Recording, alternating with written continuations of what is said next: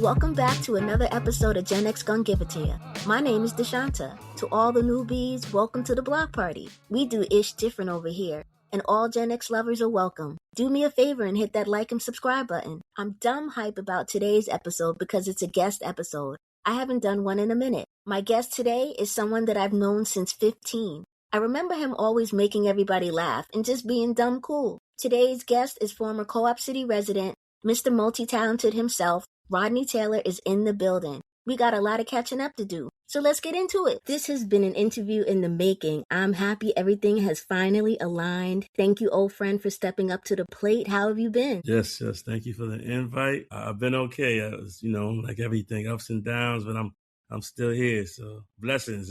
It's good to be on your platform. I'm glad we finally got it together, and here we are. I will be forever indebted. So Likewise. Let's just get right into it. Yes. Where in the Bronx did you live? I grew up in good old Co-op City. Well, let's just bring it back a little bit. I was born in Brooklyn, and I didn't stay there too long. And I was adopted about the age of 2, 3, and I found myself in good old Co-op City, Section 5. Northeast Bronx, all day. All day? Ma'am. Yes. And what are some of the things you like doing in Co-op City, or even in the Bronx? There's so much stuff to do.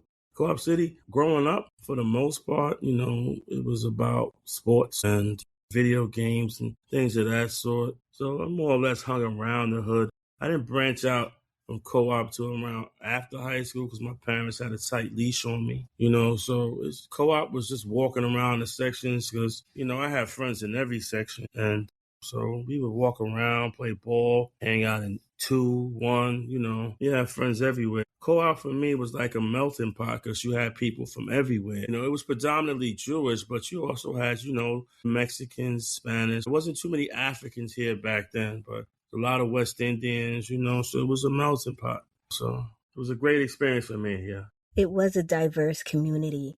You mentioned that your parents had you on a tight leash. Was that because of religious reasons or they just were strict? Well, my parents had been through a lot previously in their lives, so they interjected all their insecurities on me, which meant they had a tight rope. They didn't want me to see shit out in the street. So I was sheltered for a long time, which, was kind of like a detriment, but, also was a good thing. So it was a balance of both. I have no complaints because, I learned a lot of stuff being alone in the house for a long time, but I've also learned a lot of stuff and being outside in the street, so it's a beautiful combination. I think everybody should have a combination of both experiences, but we don't. We all have different paths.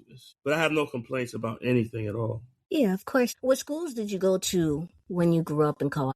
Well, my parents, like I said, tried to shelter me from shit. So they sent me to St. Mary's, which was on City Island, which is a private Catholic school. Then they tried out their hand by sending me to Mount, which was an all-boys Catholic school run by monks. But that didn't work out too well for me and my personality. So I ended up in Truman, and those for 2 years, Harry S. Truman, and that gave me my edge, should I say, and my open experience to things that my parents was trying to hide from me. So I got 2 years to get that in, and I soaked everything up because I kind of experienced everything when I was in Truman. And then for my last year, because they saw me kind of turn into the dark side, I guess you could say, for better words, they sent me to a Lutheran school, Our Savior Lutheran, for my last senior year, which was just as bad as the public schools. I don't know what they thought they was trying to save me from, but it's everywhere, it's everywhere. Let's back up to the monks for a second, because I did not know this, and I don't nominally know anyone that has went to a school that was taught by monks. What was that like? It was a different experience to me because there were no girls around. And at that time, my hormones were raging, and that's what I was focused on. And honestly, I should have been worried about my academics, but to me, school was never a problem. It was easy for me, so I didn't give a damn about that. I knew I had that side of the solution, the problem mapped out already. I'm like, I can do this school thing, but I was trying to work on the girl thing because I was still shy. So my focus is on that. But the school, the monks, they still hit us. They try to keep it as rigid as possible. So it was very strict. But you know how people find ways around shit. And, we found our ways around as kids. But it seemed like every time I did something wrong, a certain monk would appear. And I thought like, damn, where you come from? That means you was watching us if we didn't do anything, you still behind wherever you at watching us. It was also a little bit of weirdness there because, a lot of these guys wind up being perverts. For me, it was a nice experience, but it was a weird experience. I went to school with Puff. I don't know if I told you that. No, I didn't know that. Yeah, he was a year. I got to put this on record because I want it to be known. Of course. He was a year ahead of me, right? So every day, we used to get on the lunch line. I would be the last freshman because I was always either in trouble or just running late for some reason. And he would wind up being one of the first people in the sophomore line. And he would always wind up getting behind me. And he would talk shit to me. He called me a fat fuck for almost a whole year. I could see that. Damn. And you can't do nothing because then you probably get hit by one of the monks. So what would a kid do that they had to hit people? Where did that come in? And how would they hit? Was it with a ruler? A paddle, a ruler? So some type of wood. If you were talking, would that constitute getting hit? No, horse playing more or less. They wanted us to be militant. At that time, I'm sure it's a lot looser now, but because, a lot of litigations and lawsuits. But at that time, they was trying to be rigid with us. And we were black kids, and if you can go to Mount, your family got a little bit of paper. So they probably always felt some type of way to all these black kids in here. We got to make sure we whip them into shape. I'm sure part of it was good intention and part of it was bad. So it all mixed together. But, there was still a strict regimen they tried to adhere to, but it didn't really work with the type of kids that were going there at the time. I mean, so it was push and pull. So my dad was in the office constantly because I didn't agree with a lot of shit that they did. I felt you taking it too far. If my parents don't go to this extreme, then you don't need to. Right. So I was outspoken, which got me in trouble, especially with the monks, because you ain't supposed to really talk back to these dudes. A lot of these dudes, if they were about that life, they were rigid and strict, and you could tell. But there was a lot that deviated. And out of all these schools that you attended, are there any teachers that made an impact on your life? No. No. Okay, we'll just leave it at that. I remember names in certain instances, and some wished me well, but no, no. None of them really stuck. You know what? Sister Mary Margaret, she stuck with me because she had a kind heart. You know what I'm saying? Every other teacher I really dealt with in my life, I felt they were aggravated, you know what I'm saying, when you asked them extra questions or whatever was going on at their life, interjected into their teaching life, and them and me just didn't have a personal good one-on-one experience. You know what I mean? So no, none of them left the impact on me except for Sister Margaret. Yeah, that's it. What was your first job? My first job was McDonald's had a program where they were picking up kids from co-op and letting them go work up in Connecticut along 95 at the McDonald's. So that's my first job. Sorry. That's probably where we met. I'm pretty sure. And those are good fucking times. What which store did you work at? Darien. Darien. So the big one. Okay, Darien East. That's where okay, that's definitely where we met then. And probably good times. Yes. Free food. Lots of fun a lot of playing around on the bus, coming and going. And at work, yes. And at work. Yeah. I remember I used to make these huge ice cream cones. You know how they're supposed to be probably 2-3 inches tall? Mine would be 7 inches. Yes. It's crazy. McDonald's. That's when I first tried my first triple a fish fillet. Yeah, I stacked it. Yeah, I was feeling myself. I only had a couple of bites, it was wasteful, but yeah, there was some good times up there. Yeah, I missed that job. And after that, I think I got fired or I left and wound up working for the gas station right in front of the Rodney, I remember you at the gas station, the blue shirt, right? Well, listen, I'm getting old and I've been through a lot, so my memory is not that vivid, but I do remember the job. I don't remember the shirts, though. I do remember, because I think you worked with Nicola, because Nicola worked at the gas station, too. A couple of people, and Reggie, my boy Reggie worked there at the time. Yeah, it was a couple of people. Yeah, we were hustlers back then. We just was all about the paper. We sure was, because I was getting them on that credit card thing. Oh, said too much. No problem. I'll edit that. Oh, yeah. I'll edit that. Somebody knocking at your door. You can leave it. Listen. What is that called? The time's expired on that anyway. We good. Oh, really? Okay. All right. So this show is a nostalgia show. So let's talk about some TV for a little bit. Can you tell me what were some of your favorite TV shows or movies growing up? Okay, from what I remember, I'm going to break it down like this. Everything Spike Lee, most of the black shows, and you got a few shows you throw in there like Wonder Years, Miami Vice, Rider, Hill Street Blues, even Little House on the Prairie, things like that. New York Undercover. I'm in that genre, but I more or less went towards whatever caught my attention, the storyline, because my mind is very vivid. I always went for the storyline, so I watched a whole bunch of different stuff. So it's the list is so long I can't even name everything, but let's just say I watched a little of everything, with the exception of some stuff that was just too out my box, like the Power Rangers. Never did it, and a few other things I just couldn't do. More or less, I watched pretty much everything that they had on the little 13 channels in my house because we didn't have cable. Yeah, I had to put that in there. Did you have a favorite celebrity? I do, actually. My favorite celebrity, for me, I would say is Don Cheadle. I love his resume. If I was an actor, I would love his resume. Low key, but still active. Always represented himself like a proud brother. Never heard of no scandals about the brother. And I've heard a few stories that people that had approached him or seen him and talked to him in the street, and they said he was a real dude. You know what I'm saying? Plus, I like all his movies. For me personally, low key, not too above the scene. I don't want to be no big fabulous star. I just want to make my little mark on this world, and he did that. You know what I'm saying? So, yeah, him, I kind of would mirror myself after him. Like Don Cheadle as well. And this is probably TMI, but I probably could listen to him talk on the phone all day. There's just something about his voice that I really like. Shout out to Don Cheadle. Yeah, shout out to Don Cheadle, definitely. What about favorite TV jingles, like a song for a brand, like Oh Boy Toyota, one of those type of commercials? Do you have anything that stands out? Yeah, I still sing it to people randomly and they laugh. The Tootsie Roll jingle, remember that? Whatever it is, I think I see. It comes a Tootsie Roll to me. Yeah, I'm like that too. What about favorite cartoons? Ooh. Wow. See, I'm a cartoon anime type of guy. So, okay, I'll just go with a few off the top. Because like I said, my memory is shaky now. We getting up there in age.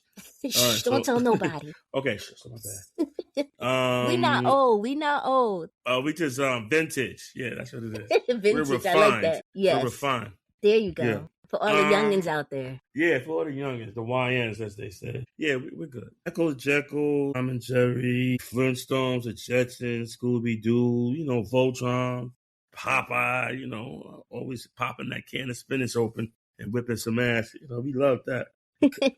Cosby Kids, which they seem to have taken off the air for some reason. The original Cosby Kids, the cartoon. Oh, hey. Yeah, the Fat Albert, more or less. I never see that, and I have a hot box with 3,000 channels, and still I've never seen that on air. They must have really taken that off the air and just smashed it. Yeah. Thanks, Bill. Yeah. Actually, yeah. Thanks, Mr. Cosby.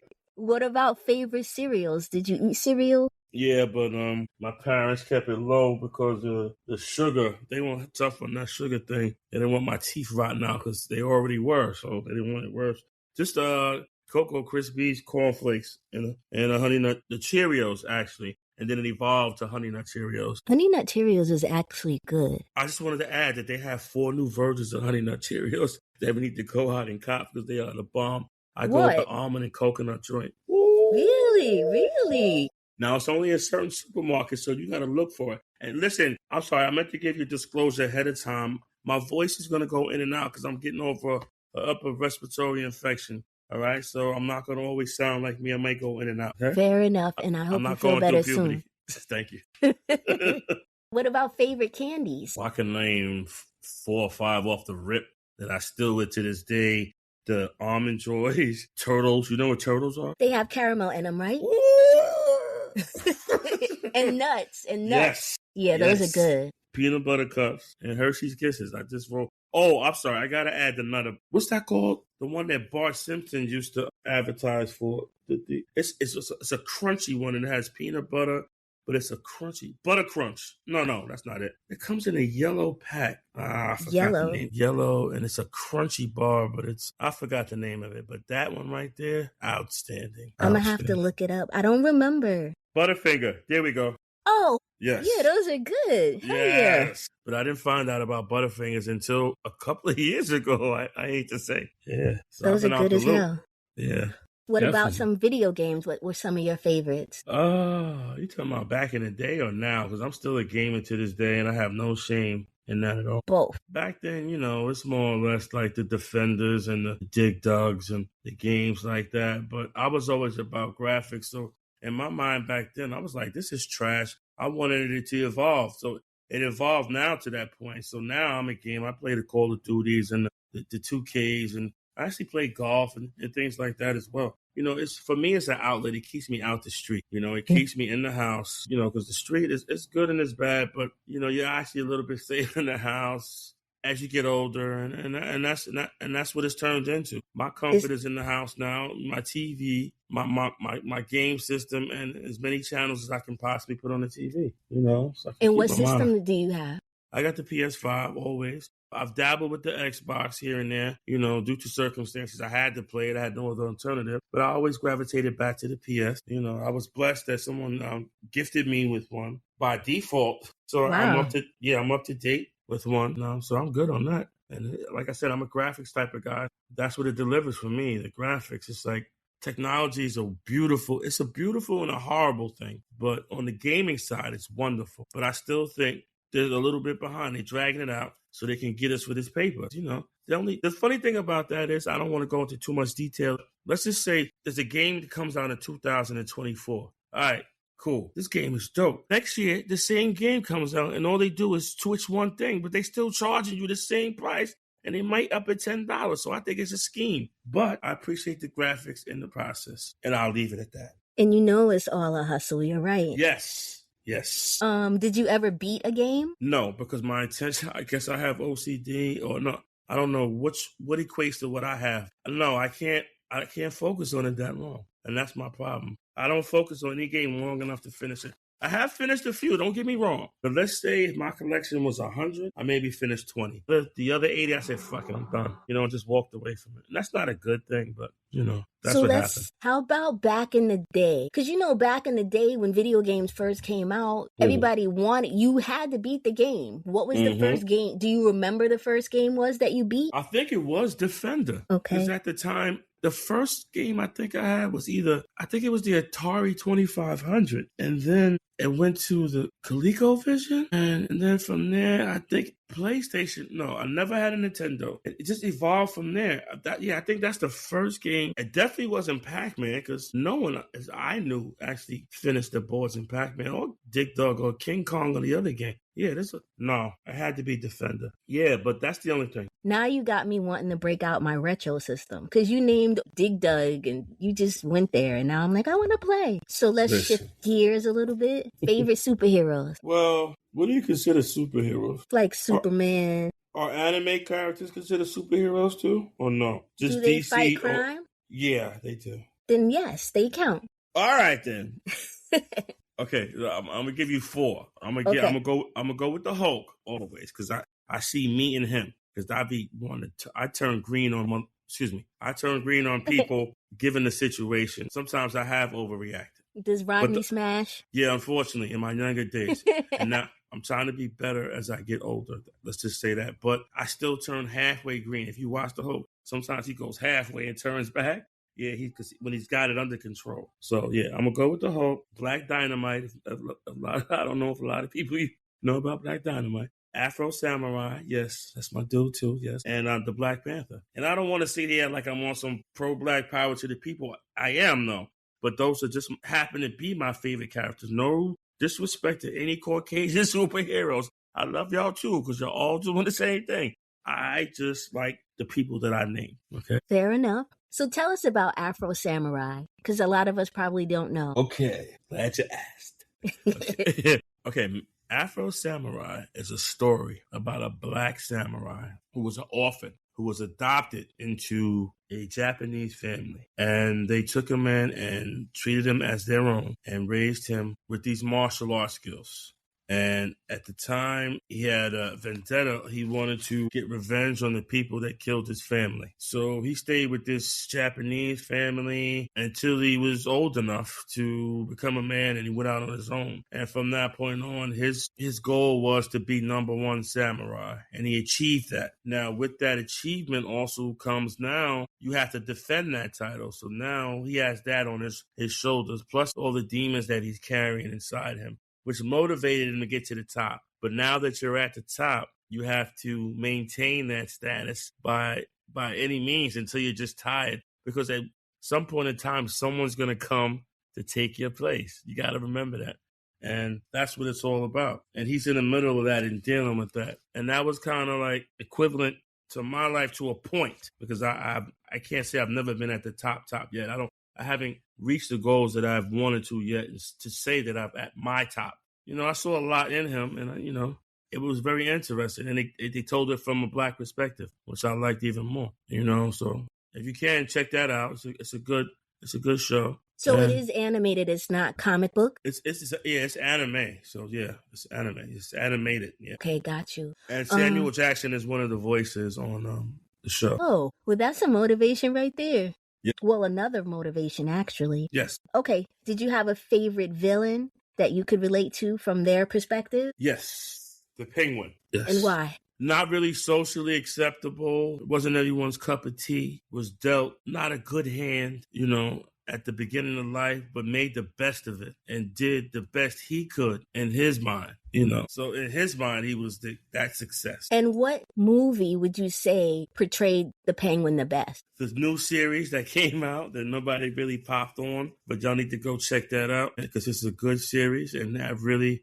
depicts him the way I really see him. Are you referring to Gotham? I'm not sure. It's no. Oh, see, you're getting an old man here trying to answer questions. Take your time. I don't think it's Gotham. I think it's the new series out, The Penguin. Let me look. Yeah, hold on. Let me see if I can pull it up on my phone. Yeah, because it's a series that was it in season 2 already? Oh, here we go. Colin Farrell? Is that? Yes.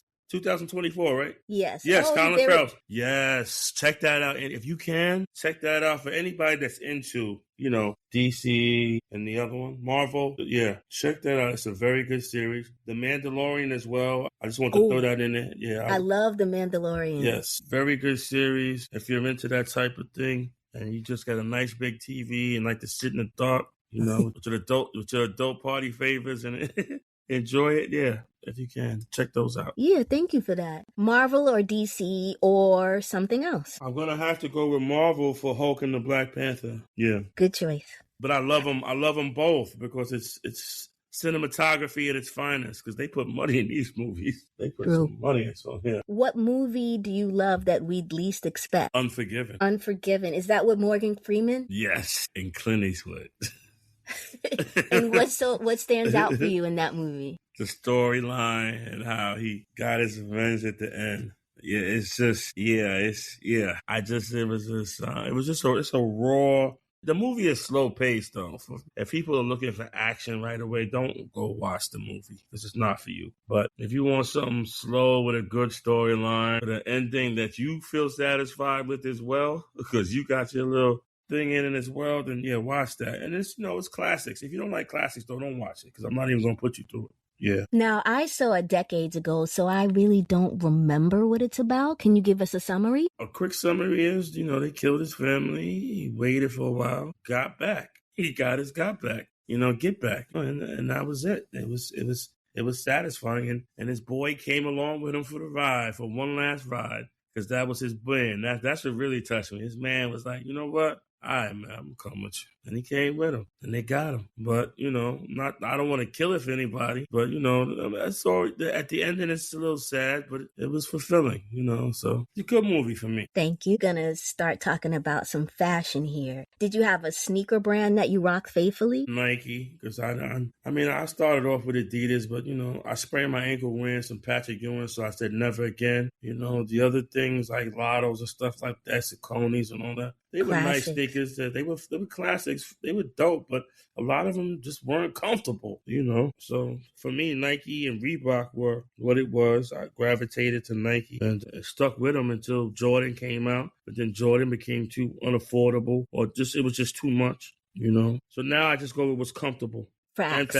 And fashionable. I try to still get a little fashion in there. That's Speaking of Jordan, what's your favorite sports teams? Well, I'm considered a traitor as far as the New York is concerned because I'm a Laker fan and I'm a Cowboys fan. So that means I don't like the Giants or the Jets and I don't like the Knicks and the Nets. But I do root for the Knicks when they get to a certain level in the season. And I root for the Giants sometimes, but that's as far as it goes. I'm not, I'm a Yankee fan, you know. So I got one foot in the puddle, but it's not enough, according to real diehard New York fan.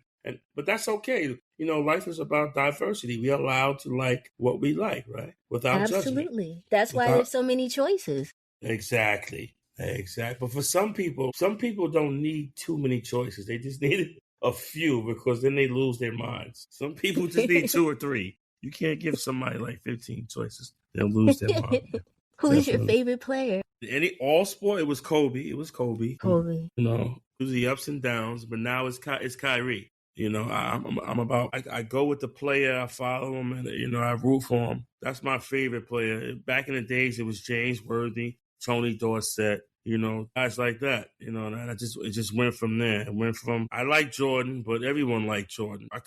I was the only child. I'm selfish. I wanted somebody from my own. So, yeah, that's why I gravitated towards my player. Because most dudes in New York wasn't feeling Lakers for a while until Magic and Kobe came through, or Shaq, Going into movie genres, well, did you watch horror movies? Yes, I am a horror movie guy. But the thing is, I like real horrors. There's a lot of trash out there that just waste your time for an hour and 50 minutes. But I give it like 5 to 10 minutes, maybe 15. If it's not catching me by then, I'm cutting it off. So I like everything.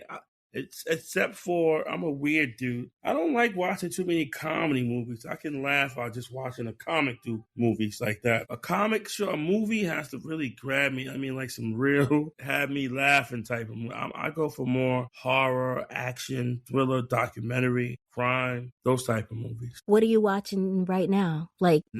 Yeah. I just finished watching a show that someone put me on to that I wasn't privy to, or I just ignored it. It's a show called Shameless, and I didn't know anything about this show until somebody put me on to it, and I was like, yo, this is a good show. It is funny. If you can, just watch a few seasons of Shameless. That's real. That's a classic show right there.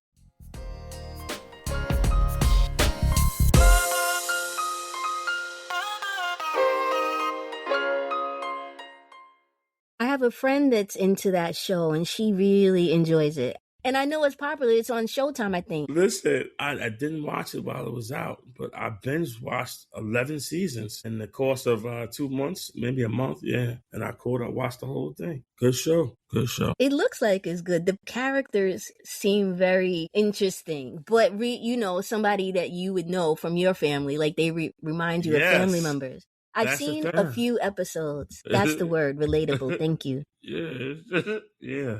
Do you watch old school shows? Like I said, I'm a weird dude. So for me now, it hits different. So not really. I can't watch too many especially old cartoons. I was blessed right now because I have like 400 channels and it shows all the old shows on repeat through seasons. So right now, I'm just glued on, The Wire and The Soprano. That's it for now as far as nostalgia and going back. But not too many. And I always watch a Three's Company. That always gives me. I always watch that. But anything other than that, no, I don't. I tried watching Gilligan's Island a few months back, and I was like, I can't do this. I can't do it no more. It's just honestly, it's a good show when I was coming up. But just maybe it's us as a people, how we evolve and our mentality can deal with certain things now that we couldn't afford, vice versa. I just can't watch it no more. I know exactly what you're saying. And they were training us to focus on what wasn't real. You know what I mean? That's how I feel. As well. Yes. Favorite music genre? R&B. And definitely jazz right behind it. Okay, let's say, R&B with reggae and jazz hanging on real tight to his coattails. Yeah, let's say, because those three just move me. It's just, especially R&B. Who would you say is one of your favorites? Stevie Wonder, off rip. For sure. Yeah. Stevie Wonder, and then for me, it blends right into Sade. For me, from where I'm at, in life, the people that have gotten me through things. Their albums, yeah, it's just, they do something to you, for me. Sade is bomb. I already got her episode written, but I'm trying to go down a timeline, and she's in the 80s, so I haven't gotten there yet. But nah, Sade is everything. Everything for me. Yeah, it's just a lot of the people that I'm around close enough to, like, say they're in the car with me or in the crib and I'm playing this. For them, it makes them sad. For me, it gives me a different feeling. You see what I'm saying? I'm like, this is not sad music for me. It's not depressing. It doesn't bring that out of me. You got to explain to some people that everything is not the same for you and I could have a vanilla ice cream cone with sprinkles, and the experience would be different for both of us. Yes. You see what I'm saying? For me, Sade kind of caresses my heart. Mm-hmm. Like the instrumentation, the vocals. Yes. I'm there with you. We locked in on the Sade thing. Yeah, always.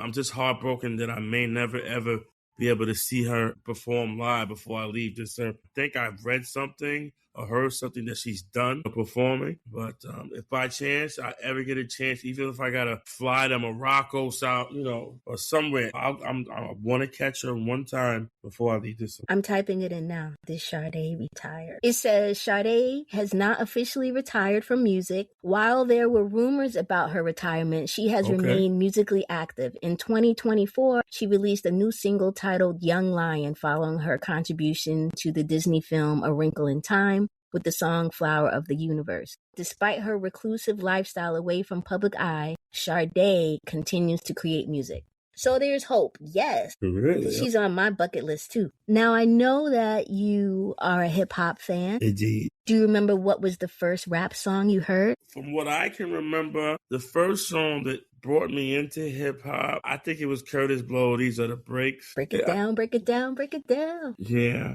I can never. That's the earliest I can remember. I'm sure there's some songs that just lit the match beforehand, but that him right there. And it was personal for me because I don't know if I told you this, but he lived in my building part-time. That was one of his cribs. And I used to see him periodically. And he would always pat me on my head in my lobby. And I'd see the limo in front of the building. If I saw the white limo, I knew it was him. So for me, yeah. If I rule the world, I love all the girls. Wear diamonds and pearls. Yes. Good times. If I rule the world. Yeah. I like how you hopped in on that. For sure. And it bopped. It really bopped. But If I Rule the World was a dope-ass song. Yeah, it was. So for me, it still pops. It's in my playlist. Yeah. What is something that you had to have, but your parents refused to get it for you? Sheepskin. You still sound a little bitter about that. It was for my own good. I know. Because everyone was getting robbed? Yes, yeah. And knowing me and my rebellious attitude, somebody probably would have killed me for it, because I would have been like, no, I'm not giving up shit. Take it. And, a lot of dudes out there don't play. And, it may have been that time and point. So who knows? Did you ever end up getting it for yourself? I started the process recently. Some things happened. Life got in the way, and I left it on. I put it on layaway, me and an ex, and then life got in the way, and a lot of stuff happened, and I forgot about it until I moved and was going through receipts. I'm like, oh, wow. And I called them up, and they honored it, and they were like, yeah, it's still good, man. You can come back and start paying on it again. I never went back, and I regret that, but it's for a reason. Everything happens for a reason. But that's like the Sade thing. Before I leave this earth, I'm going to have me one. Even though I plan on moving out of this godforsaken side of Gomorrah we live in called New York City and moving someplace warmer, yeah, sooner or later, I'm going to have one in some form or fashion in the closet just in case. Or for when I come visit and come back here. Yeah, it's on the list. That's one of the things on the list, like seeing Sade. Oh, I meant to tell you about the Sade thing as well. I want to add in.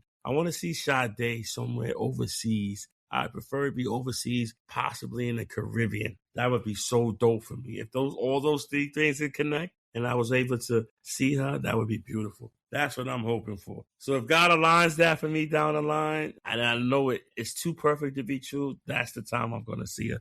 I know that you and God could make it happen. Y'all can collaborate and manifest. For sure. We talk daily. Yes, he holds me in place. Okay, so then you will be seeing Sade in the tropics. So I will be seeing Sade in the tropics, and if I can, I will videotape it for the masses. Well, that would be lovely. Indeed. So tell me, Rodney, what career did you choose? I chose. Okay, let me tell you the boozy title that I chose. Okay. I chose the title of transportation specialist. All right. Which breaks down to bus driver. There you go. So you drive buses in New York City? Yes, I drive buses in New York City. At the moment, I am not driving because I had an erratic moment which put me in a situation where they were able to suspend and demote me and actually fire me, but I fought to get my job back. But my career, technically, my title is driver. I've done everything from drive trucks to minivans to box cars to cabs to buses, school buses, tour buses. I've driven almost everything. But my title right now, if we're going to put it out there, is driver, bus driver. Yeah, and I like it because it gives me the freedom. And to be honest, I don't want to be up in some building or office with my boss or anyone from corporate in my face, critiquing me over my shoulders. Being over the road, I'm in control of my destiny. It's my office, and I run things, and I usually make it as calm and peaceful as possible until it's not. So you were able to get your job back? I got my job back. I was demoted. Yeah. Not yay on the demotion, but... No. Actually, let's say yay on the demotion because I needed it at the time. I had lost my mom. I didn't deal with everything that was going on. And no, thank you. And I lost her at the time, and I wasn't dealing with everything. I didn't grieve the way I was supposed to. So that demotion came in a time when I needed it because I was really at a point where I wanted to smack fire out of some of these passengers that got on the bus disrespectful. And I mean that respectfully. To all the people that got on respectfully, this is not towards you.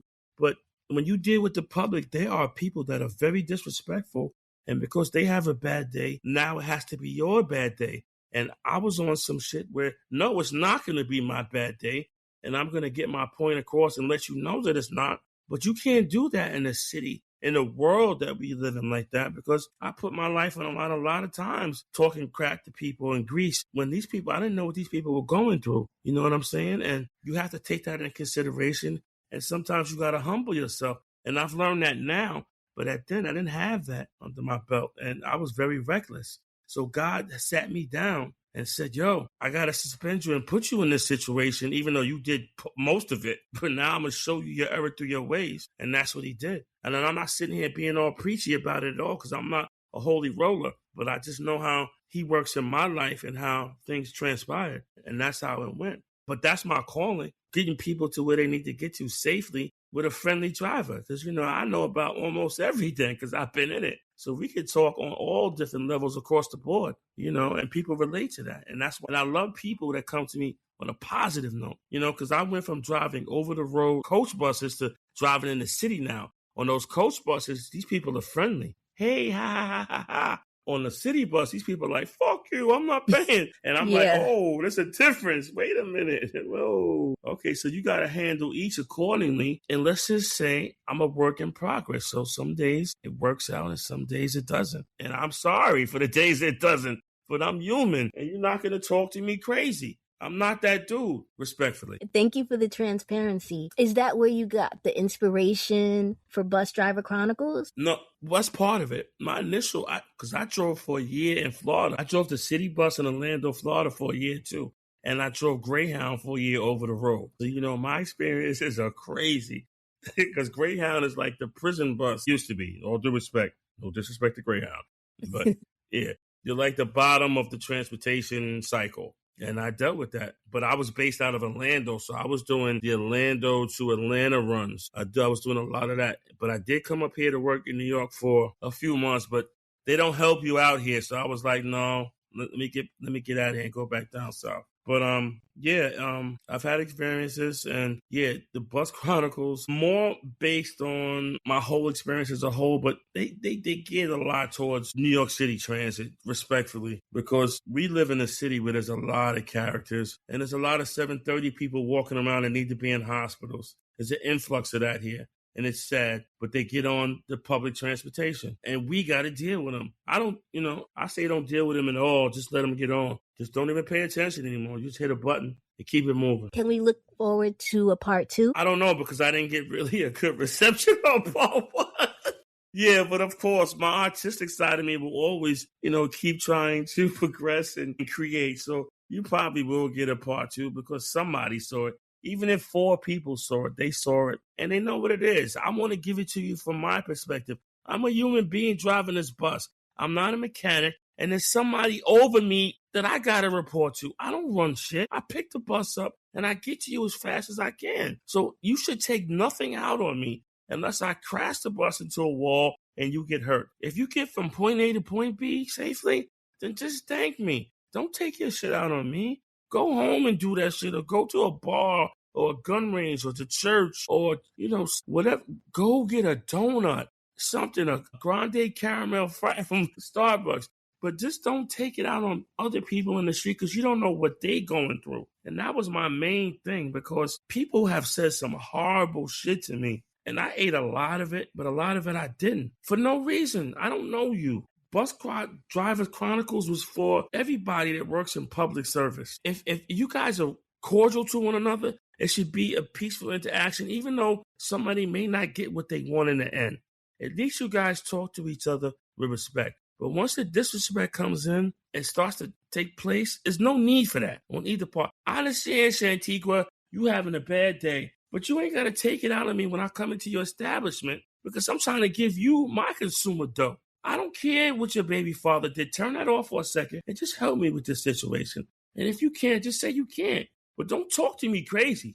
Just let's alleviate that out of the equation. And that's what it all boils down to. Everything I try to do artistically, I try to teach in the process. I'm not the best teacher, but I'll try to teach you from the mistakes that I made, because I made so many mistakes that I'm learning from now. I'm a late bloomer, as they say, and I'm trying to rectify a lot of stuff. Some stuff can't be rectified, but the things that I can do, I try to reach out and do. And if I can't, then I put it in God's hands. And that's part of what I was trying to do with that. Thank you. For everyone that doesn't know, Bus Driver Chronicles is a skit that Rodney created where he takes on a persona of a bus driver that's not him, and he has these comical situations and he has retorts with good comebacks, and I really enjoyed it. So that's why I was asking about a part 2. As far as people not seeing it, the only thing I can suggest, and this is from personal experience, because it took me a while for people to learn about the podcast. Advertising is everything, and word of mouth is everything. So that's what we need to do with you. We just got to get you some advertising. We can get this shit popping, because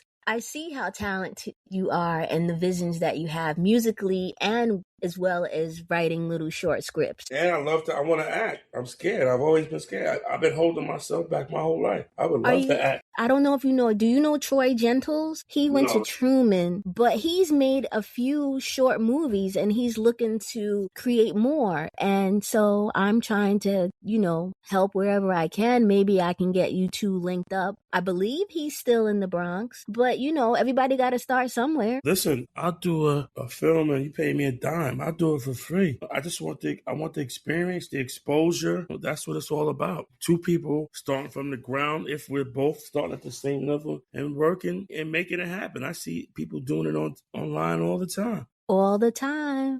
We got to look out for each other. You have to. It's all about networking. The whole village concept, we got to keep that in play. Yes.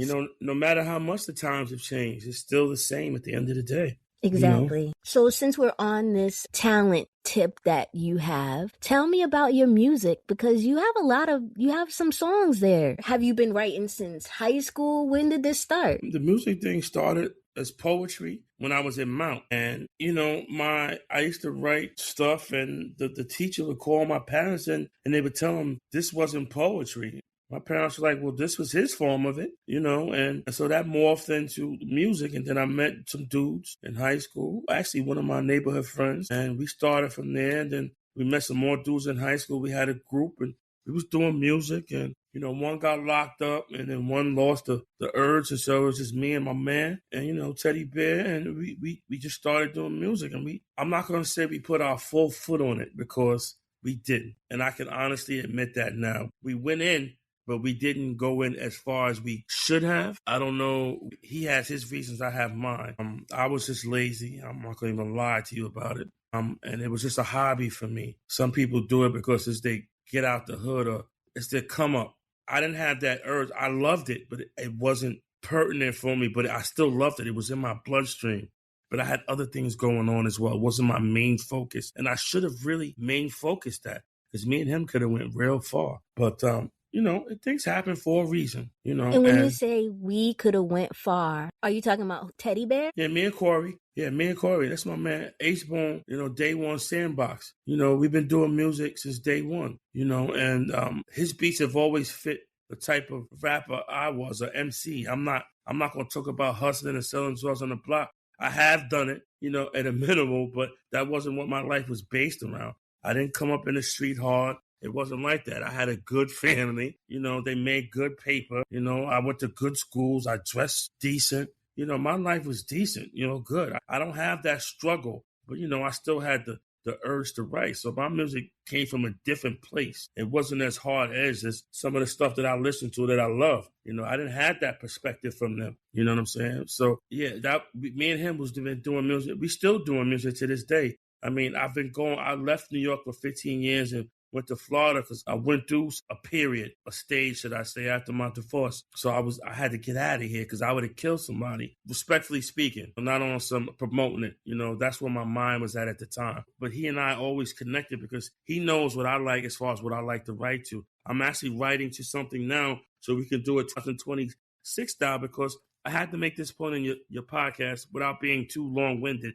Is that all these genres, people can make music up into their 60s and 70s and 80s, but apparently with hip-hop, we have to stop when we're 30 because we don't feel it no more. And I say personally, that's bullshit, because if you love the music and you have the urge and the thoughts and the concepts, make music until you're 60, 70, 80 if you're feeling it. Now, if you've lost that edge, then by all means, put the pen down. You know what I mean? I feel there's no age on music. It's about whose hearts and spirits you catch when you make that song. And if you're a real artist, you just do it for the love. Because I have not been rich most of my life, so I'm okay with that right now. So I'm not looking for riches. You know what I mean? Of course, I would love to hit the lotto with a number here and there. Yeah, okay, that'd be a little nice little 6 figures here and there. To add the little rainy day fund, the pillow. But, things like that don't always happen. I'm okay with my life right now to this point as far as certain things are concerned. You know what I mean? So it's not about the money. It's about the love. And we still make music together. We just have never pushed it to the limit that I think we should have and could have. But, that's just my personal opinion.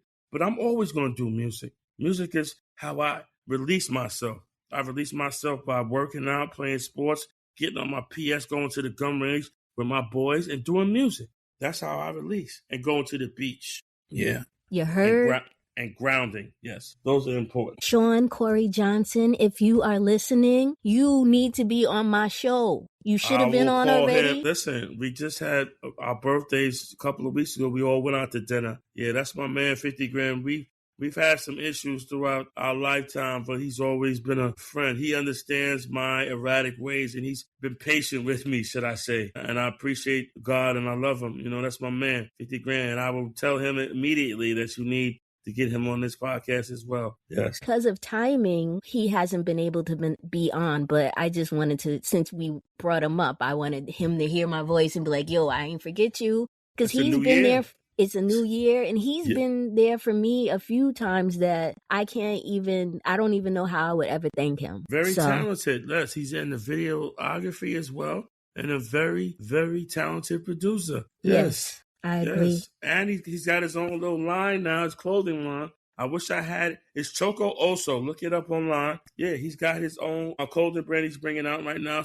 It's a little slow. Be patient with him, but it's quality stuff. And yeah. Cop that, sponsor. Yeah, we trying to do something. Just look him up on YouTube. I can't plug the exact website. He can do that when he gets on. But yeah, plug him. And he's got videos with other artists he worked with. Yeah, very talented dude, yo. Yeah, definitely. He's back in Co-op City. He's in his mom's spot now. Yeah, definitely. Good. Oh my gosh, that's wonderful. Yes. Yeah, I'll Definitely. message him. I was listening to some of your songs. Seems like everything I do is freaking wrong is an emotion that a lot of us felt at some point. Oh. Songs like that and Spiritual Essence and All I Got. How did you form the words to some of those? Like, what made you form the words? Because they were very deep and transparent and admitted to some things that a lot of Black men would never admit to. So it really struck me. And I was just wondering, were you doing it from a place of just getting it out to feel better? Were you doing it to reach other people? What was your motivation? Well, like I said, one of my things that I strive for in my life was freedom of expression. And you can do that through conversation. Also, you can do it through, writing books and cooking and whatever. I did it through music and writing because I've been writing a book for like 15 years now. It's just, I promised myself I'm going to get it out within the next 2 years, but that's also another outlet that I chose. The book is actually deeper, but the songs are a prologue to that. That's why I said he and I fit, because the music that he gives me fits. Each of them fit an emotion or a situation that I went through. And like everybody else, we've all been through so many things in life, but these certain songs and beats touch on certain moods and emotions for me. And those particular songs, shit I've been through and mistakes that I've made. And I admit to that because a lot of people don't admit to their shit. I admit to all my shit. And if you need to call me out on it, by all means, I apologize for it. I'm not the same person I was 10, 15, 5 years ago. Within a 6-year span, I lost both my parents, so I'm a different person. I'm not, some people still hold me to that person who I was in 1980. Okay, if you want to live there, I can't rock with you. I'll say hi and bye, but we can't coexist because you still see me as the faulty person that I was, and through my music, I try to bring you in, let you know where I'm coming from and what I was thinking at that time and what I did about it. And thank God it goes with the music, but it's how I let it go because I have so much guilt and regrets about shit. But you can't live in regrets. It's hard. At the same time, a lot of us do. Like maybe I shouldn't have said that in a moment. Or maybe I should have said this to this person before he left. I can't lie. We're not robots. Everybody has at least one regret. Even though some people walk through life like robots. No, I don't. I'm okay with everything I did. Yeah, I'm good. I'm a man. Yeah, okay, all right. You say all that all you want. Behind closed doors, though, it is what it is. I don't care about that. I'm talking about for me right now. And I don't care who judges me or has anything to say about that. I'm finally at a point in my life where I don't care if you judge me. I'm just giving you my truth. And just rock with it. If anything, it'll give you a tool on how to deal with me going forward. Because I already told you I don't play when it comes to certain things. So now if you say you heard what I wrote, a song or whatever, and you still try to play with me, then we're going to have a problem. But it's not all about that, though. That's just the worst case scenario. Because I don't have those type of experiences anymore. All my shit is peaceful and positive going forward. You know what I mean? But the music helps me let it go because I'm an emotional hoarder. And that's not good. It's been turmoil on me my whole life, and it's held me back. I can admit that because I held on to the fact that I messed up my marriage for years after we got divorced. She was already remarried. She had already forgiven me. She said she forgave, but she had to say it again for me to let it go because I held on to so much guilt for messing that up. That was a blessed agreement that I messed up, that I made a promise on that I didn't keep true to. And that bothered me for a while, and the only way I let that go is through my music. The things that have hurt me the most, I let go through my music. And that's my expression, the music. That's why I say we about to do this new music. I got to let some more things go because I feel like I'm holding on to my parents and they're at peace now. And I'm still sitting here grieving it. And I need to let shit go, but it's easier said than done. But I'm working on it.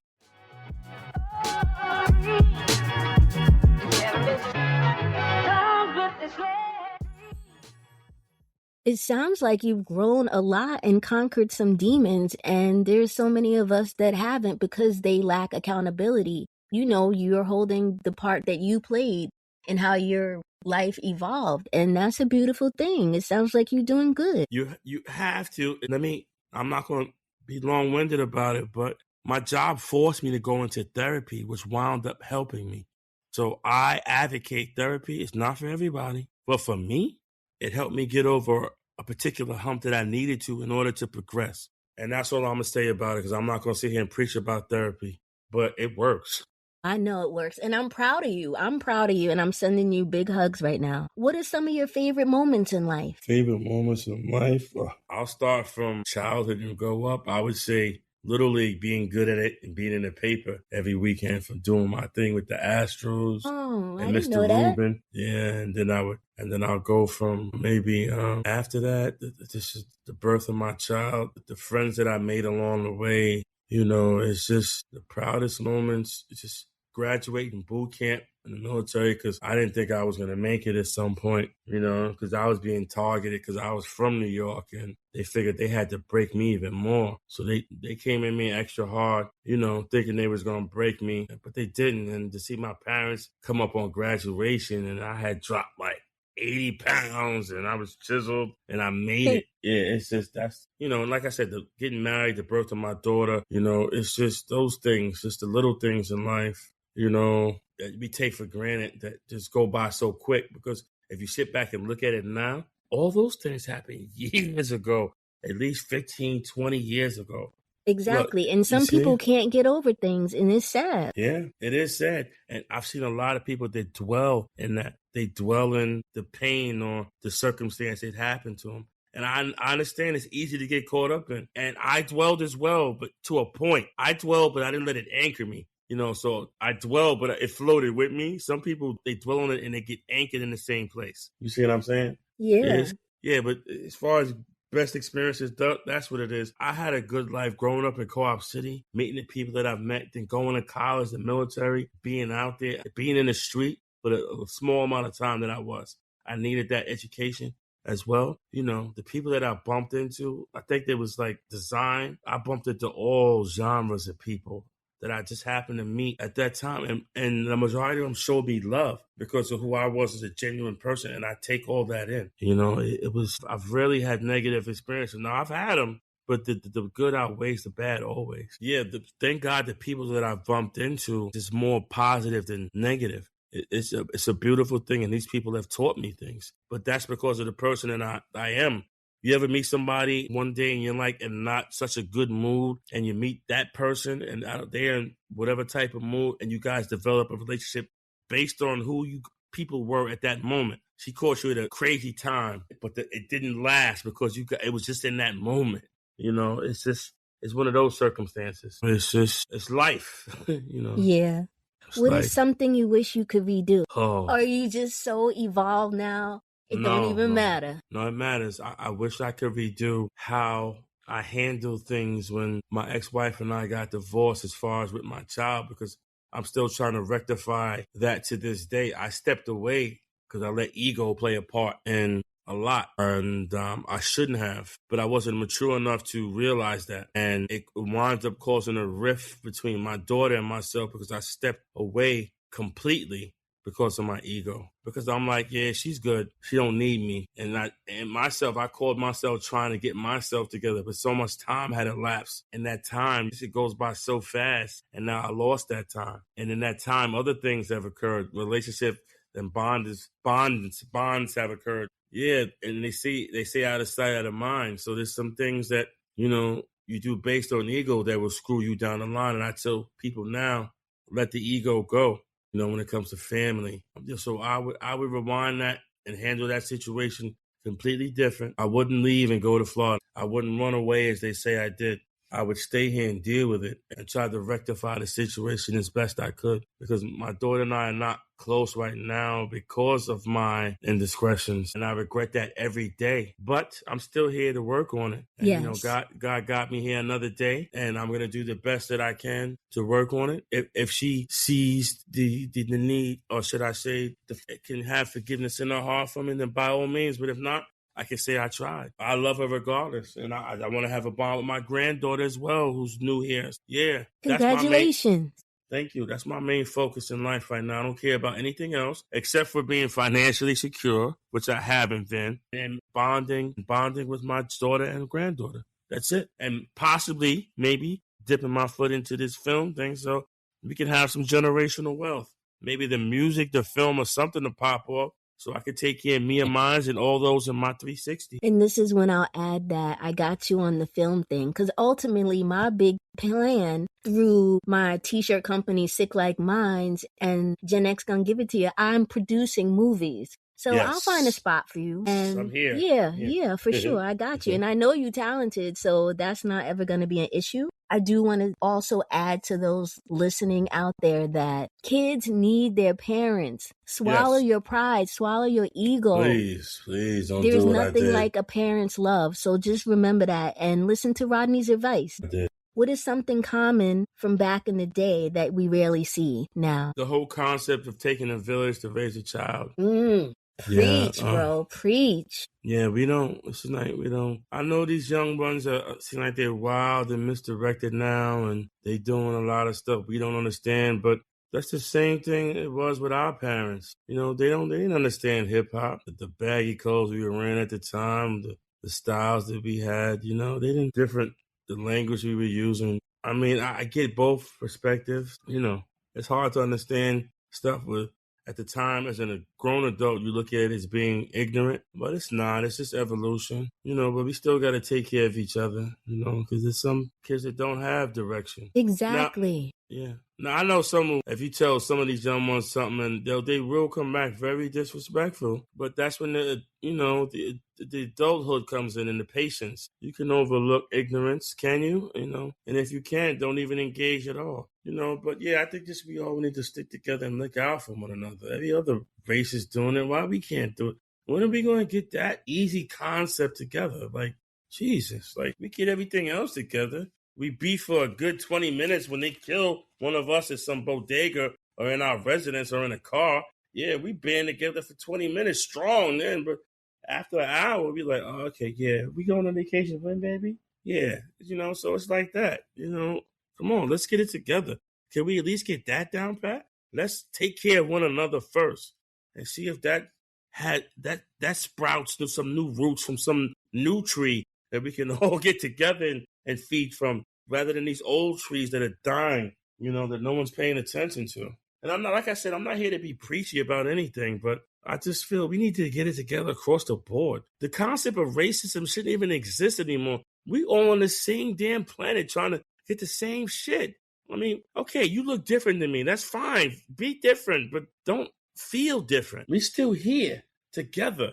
Like, motherfucker, you on the train with me.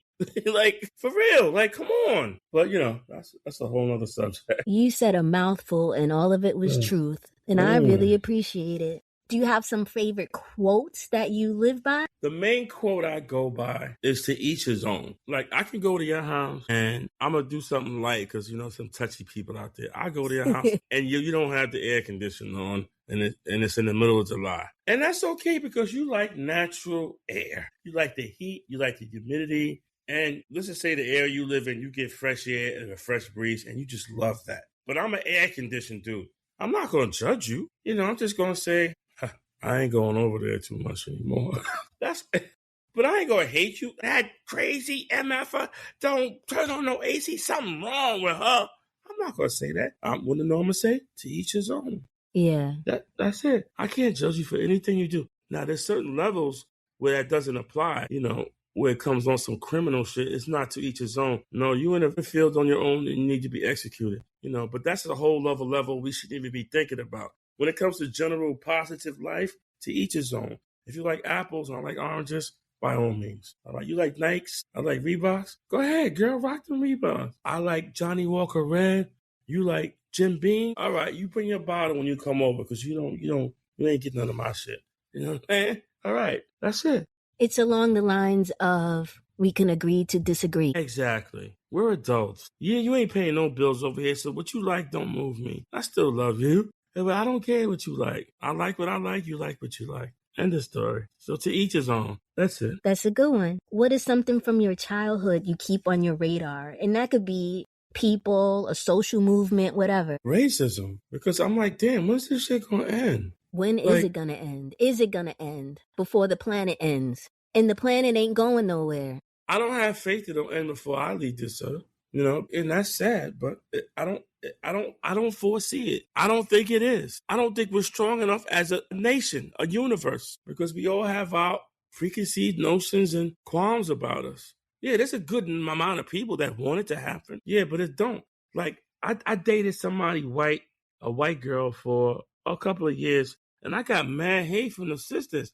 And I'm like, yo, you wasn't feeling me at the time. You know what I'm saying? She was. And, I don't give a fuck about the color of her skin. Now, if she's racist, different. But if me and her enjoy the same shit, we from two different parts of the United States, but she know who Grand Poobah is. She know who Mike Geronimo is, or she, somebody like that. And she's from the Midwest, and she knows this. Then we be bonding on music alone. Let us have this, But that's not the world we live in. And I've done it to a couple of sisters in the street. Like, what the hell are you doing with this white? Are you crazy in front of me? No, but I had no right to. But it was just in that second I was wrong. I had my moments. So we all have, it is what it is, We just got to get past it and just let everybody be. I like how you touched upon the music, because music unites people. And if more people just got to realize that we use different analogies to talk to one another. So really, there's logic and reason in music. You just got to listen, as opposed to who's saying what's being said. Just listen to the words. That touches upon me really agreeing with what you're saying, because knock the shit off. Exactly. None of us are getting out of here alive. Exactly. Come on now. When I used to go visit my dad in Calvary, there were white people dying in there, black people, Spanish, Oriental. And it was no difference at that time. No one cared that they were next door to white person or black person. All they were trying to do was enjoy these last moments on earth as much as they could. And that didn't matter. It should never matter. But it does, unfortunately. But when are we going to break the cycle? When? The people that made this shit up are dead. They're gone. Why are we still following their shit? Yeah, please. Because they got the grandkids. Like, if you raised in it, then it ain't going nowhere. And some of them are still alive. Because Ruby Bridges is still here. You know what I mean? So it really wasn't that long ago as it seems. It's just crazy. Racism is crazy. But this is not what this show is about, but... No, I get it. No, and I'm not knocking you bringing it up, because it's a very valid point, and a lot of us are over it. Want to shout out anybody in the community making a change? To be honest with you, my life recently has just been work, home. So I'm not really up to date of who's doing what in the community. I'm going to say I don't agree with the mayor, don't like the president, okay? I'm going to leave it at that. But like I said, because my world is work home. The only person I see really doing something is my boy Tremel Thompson right now. And he's doing something for the people that I work with in my organization. That's the only thing I'm kind of really paying attention to. And I don't want to be closed-minded as far as politics and what's going on in the community. But I don't have time for that now. My thing is work, sleep, work, sleep, work, sleep, work, sleep. So I'm in that groove. So the rest of the world I'm not concerned with. Unless there's some stuff going on like in Iran right now. But we're not going to get into politics and all that. I keep abreast of what's going on, but right now it doesn't faze me as opposed to directly. So directly, Tremel, you're doing your thing. Keep it up at Progressive Action. Do your thing. You're fighting for the rights of city workers, mostly trained, but buses is filtered in there as well. Just fight for the rights, because we are getting abused under this umbrella. Shout out to him. And is he part of the union? What does he work for? Yes, he is a vice president of the TWU union, and he is fighting for, our basic rights, under the contract, and just period, because we run the city. We get everybody to work, but yet we're abused, we're overlooked. They spend money on dumb shit, and it's take care of the safety of the people that work for your company first. We are the blood, sweat, and tears. It's bad enough we're away from our family and friends enough as it is, but then we got to deal with the crap we have to deal with from the public. Then we got to deal with the crap we got to deal with from the company at the end of the day. It's like 3 strikes and you can't win. And then for some of us, we go home and our homes are not peaceful. So come on now, that's 4 strikes. Now that's not a positive, conducive equation to being healthy, right? Agreed. So that's not good. Yeah, so let's knock some of those out, get some positives going up in there. And let's make it happen. Let's stick together. across the Let's board. stick together. You hear? Stick together. Next question. Have you heard about the reunion, the Truman High School Co-op City reunion for the 80s? I have heard about it, but I probably won't be attending. But I have heard about it. But if my boys are like, yo, we're gonna go, and we go with a group and I go with them, I'll probably go. But if it's not one of them things, I probably won't go. I got my set group of people that I rock with. I still keep in contact with them through social media. So I don't need to see them. I would like to see them in person, but not in that particular experience because there's a whole bunch of other people I don't want to see. So I wouldn't probably put myself in that situation. But I could hear my friends and my family saying, step outside the box. Maybe you need to go to something like that and see some people. Hey, you never know. You may connect and find your wife there. Nah, I don't know. And I was gonna say, what you mean? Do you know the networking possibilities? Yes, you know what I'm I saying? I know. Because there's a lot of us out there still working to get our dreams created and manifested. So I think you should go. I probably would. Like I said, if my boys were, I'm going to roll. I'm not going to roll dolo, even though I roll dolo to a lot of stuff. Just actually, you know what? I may turn the dial and roll dolo to a situation like that and try to keep an open mind in the process because they say you got to step outside the box in order to grow. And I'm trying to grow right now, so that might actually be the perfect, situation for me to do that. We'll see. It depends on how I'm feeling at the moment because I'm like a sundial. My goodness. You won't even be dolo because I'm going to be there. You know what I mean? Yeah, but I got to find you first in that whole big-ass crowd. Stop it. I shine, in case you didn't know, okay? It ain't going to be hard. All right, okay. So. All right, so we'll see then. We'll see. Well, I would like you to be there. All right, listen. You talk because I know Corey. You tell Corey he gonna go. So if Corey go, I might slide with him to the event. I think it's in section 2 in the community center. So Corey will be there. I'll make sure Corey's there too. When is it actually? So put it out there. It is for everyone listening or who did not know. Let me pull this up. There is a Truman High School Co-op City 1980s reunion. It is Friday, August 7th. From 6 p.m. to 11 p.m. And there's a Facebook group for it. So if anybody has any questions, I know that Cynthia Fuentes is a part of it again. There's a group of them who organize it. There's a few organizers. So there's also Gloria Moreno. She is, I think, the key organizer. But there's a few people. Her brother, well, not her brother, but Cynthia's brother is also part of the committee. So yeah, I think it's going to be an awesome time. I would love to see you. I would love to see a whole bunch of people. So everybody in earshot knows about it and be there or be square. Yes, everybody from the old school come out. Tigger, bring your ass up in here. Don't be bougie. Right, don't be bougie. Come represent, brother. So where can people connect with you or see your content? Oh, my goodness. Musically, I'm on SoundCloud. But like I said, let me put this out there, everybody. I lost my dad last July. My condolences, damn. Yeah, it hasn't been a year, so I've been in a funk. I've been in a cloud for a minute. And I'm trying to get out of it as far as creatively because I've really got a lot of stuff I really want to put out there and try to make happen because the market is so open now with the internet and everything. You can actually be your own platform, and it's a beautiful thing. And that's what I'm trying to step into right now because that's where I feel I belong. And so it's been a while. I've been going through some things, and so I can't really tell you that I have platforms. I just have a couple of videos on YouTube, with Teddy Bear and the music on SoundCloud, but I'm going to revamp everything and everything's going to start new. But don't give me a time date because I'm trying to still tap into my creative side because I have this severe block. It's because I'm still dealing with so many residual feelings, but I'm working through it, boxing that shit out like Rocky, and hopefully real soon I'll have all this info for you because we'll touch base again. But hopefully by the time you interview Corey, he'll be able to plug you with the info. Hell yeah. Along with his. That. So, yeah, because me and him, joined at the hip, but still doing different things. That's because that's family day one. And at the end of the day, he's my friend. So he understands me and he's dealt with me and he's been patient with me and inspires me still to this day. He's helped me get out the funk a little bit, but it's still within me to be 100%. And that's what we're working towards right now. Like I said, just look for me on SoundCloud if you can, Attitude, Teddy Bear, and all that. And look for me on YouTube with a little video snippets. I promise you, I'm going to give you some more product coming soon. I'm trying to reignite that creative side of me because I need to get it out. And I just feel everybody would enjoy it.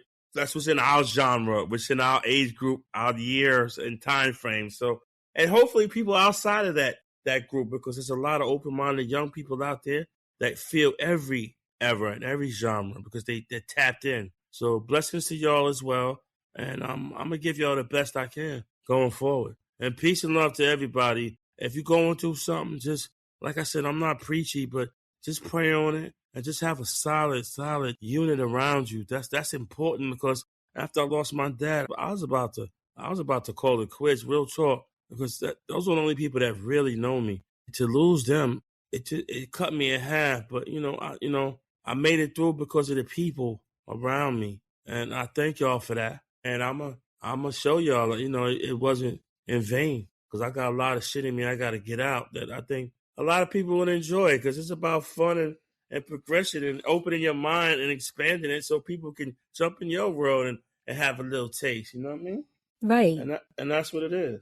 Like what you're doing, you're touching so many people and bringing so many people together. That's the thing that I love. You're bringing mad people together on your platform that maybe like, oh shit, I know him. I haven't seen him in a long time. Yo, tell him I'm what's up or give him my number. I'm not saying I'm going to call because I'm still a little socially awkward. I'm going to hit you with the text or something and we combine like that. But I don't know if I'm going to call you, but I'll be honest. But I'm going to reach out. I'll reach out if you want to build. Just, it might take a minute. Fair enough. Man. But Fair thank enough. you for putting me on your platform to express and build and talk. Like I said in the outro for my last episode, you believed in me and you believed in this show from day one. So I thank you and I appreciate you and I can't wait to see you. You need to reach out to Miles too. Miles Marshall Lewis. So you didn't hear? I already interviewed him. You did? Yeah. Okay, I gotta go. Okay, yeah, okay. Like I said, I've been in the cloud for a minute trying to. It's okay. Shake off this grief. You dope ass interview. Shout out to you, Miles, and thank you again.